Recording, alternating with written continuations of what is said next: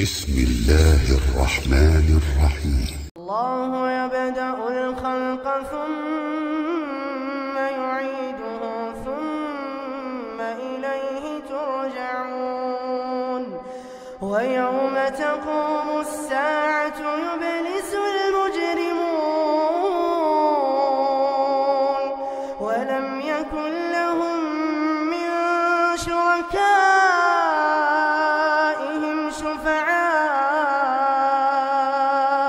وكانوا بشركائهم كافرين ويوم تقوم الساعة يومئذ يتفرقون فأما الذين آمنوا وعملوا الصالحات فهم في روضة يحبرون وأما الذين كفروا وكذبوا بآياتنا